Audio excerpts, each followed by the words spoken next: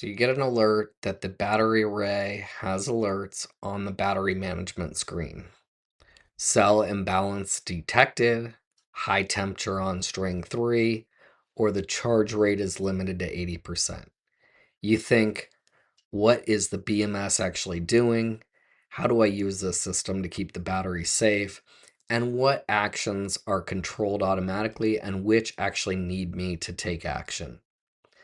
The battery management system is the protection for the batteries. It optimizes the performance and ensures the safe operation of the battery energy system.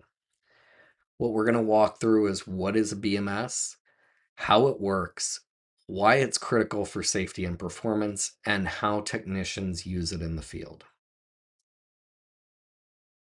So, in battery energy storage systems, or BESS, the battery management system, or BMS, acts as the brain and protection for the batteries. A lithium ion battery is not just one battery, it's made up of thousands of individual cells grouped in modules. Those modules then are grouped in racks, and those racks are then in containers or enclosures. Each one of those cells must operate within very specific voltage and current and temperature limits. If even one cell drifts outside of those limits, it can damage the battery or create a safety hazard. The battery management system is responsible for monitoring, controlling, and communicating everything happening inside this battery system. So the BMS is constantly watching the battery. The first job of the BMS is real-time monitoring of the system. In a utility scale system, sensors are installed throughout the battery racks, the modules, and the containers. These sensors continuously monitor key electrical and thermal conditions. First, each individual cell has a safe operating voltage window. For example, lithium ion cells often operate between 2.5 and 4.5 volts depending on their chemistry. So the battery management system monitors individual cell voltages, the module voltages, the rack voltage, and the total system voltage. Why this matters? If one cell goes higher or lower than the rest, that cell becomes the weak point in the battery. Over time, that imbalance can cause capacity loss, reduced performance, internal heating, or potential thermal events. Current monitoring, well, the BMS also measures current flow in and out of the battery. This tells the system whether the battery is charging or discharging, how fast the energy is moving through the system, and whether the system is approaching current limits. This is critical for preventing overcurrent conditions, electrical stress or thermal stresses on battery cells, and excessive heat generation. When we think of battery management systems, temperature is one of the most critical safety variables in a battery system. Sensors are placed throughout the battery modules and racks to monitor cell temperature, module temperature, rack temperature, and ambient temperature within the enclosure. It's also checking for the cooling system effectiveness. If the temperature rise outside of the normal range, the battery management system can trigger actions like reducing the charge or discharge rates, activating cooling systems, fans, or heating systems, and sending alarms or potentially disconnecting the battery. This monitoring helps prevent thermal runaway conditions. So, monitoring alone isn't enough. The battery management system must also take action when the system approaches unsafe limits. Think of this as the protective decision making layer of the battery system.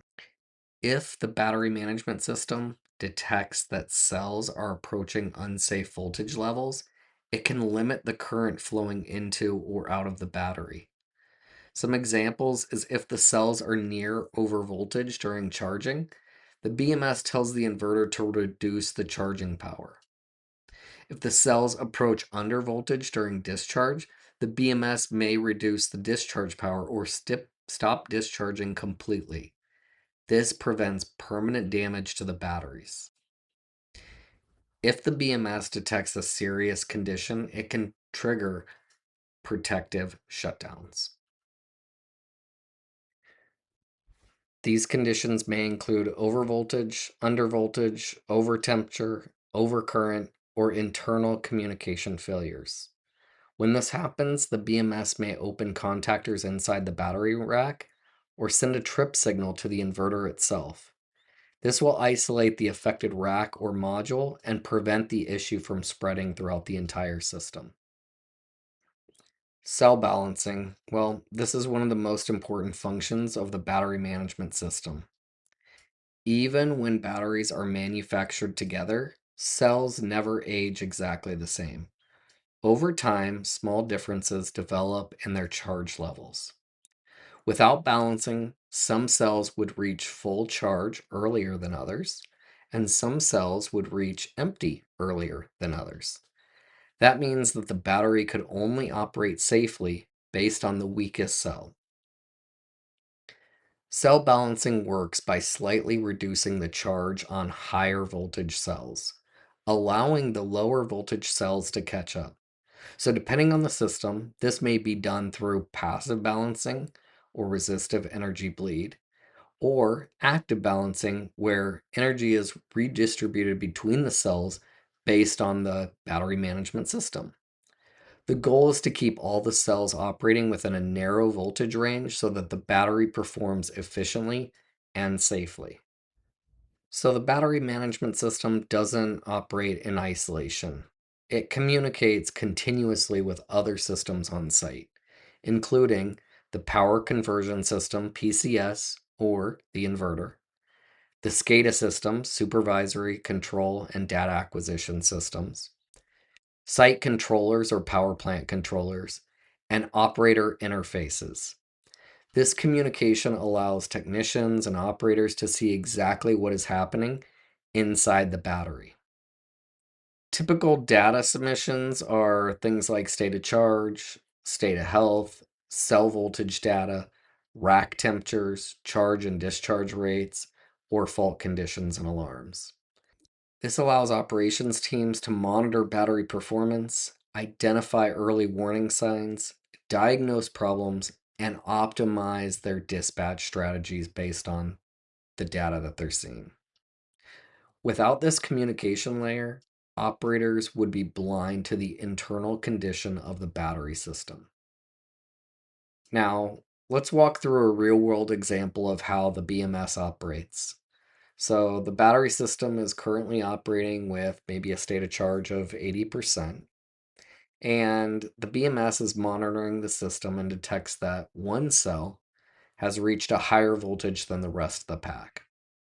If nothing is done, that cell would eventually reach overvoltage during charging, which would stress the cell and shorten its life. So, what the BMS does is it automatically identifies this high voltage cell, activates cell balancing on that cell, and slightly reduces its charge while the other cells continue charging. What this results in is the cell voltages equalize. Charging continues safely, and battery degradation and thermal risk are avoided. This happens automatically and continuously while the battery is operating. So, for technicians or field personnel, when you're working around battery systems, it's important to know that the battery management system is what keeps the battery safe. It is constantly monitoring electrical and thermal conditions, controlling battery operation to prevent damage, and it's communicating system health to operators. If the BMS alarms, faults, or shuts down a battery systems, it's almost always because one of those monitoring limits has been exceeded or is about to be exceeded. So, understanding how the battery management system thinks and reacts is critical for troubleshooting and maintaining reliable battery operations. So, how, as a technician or field personnel, how are we utilizing the battery management system in the field? Well, we're looking at alerts and alarms. We can review fault codes and temperature and voltage deviations. And we can also verify if any issues are critical or operational. Next, we can use it to perform troubleshooting. We can use the BMS logs to pinpoint problematic cells or strings. We can also cross-check it with physical inspections like torque, connections, or thermal scans.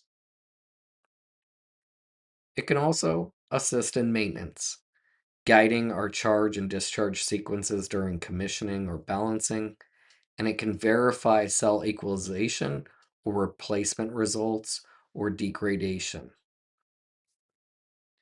Lastly, we want to make sure that we're recording SCADA and battery management system data for QA/QC, warranty, and performance tracking.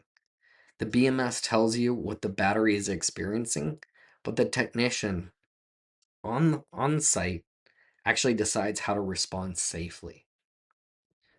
So some best practices: never bypass battery management system protections unless following site approved procedures.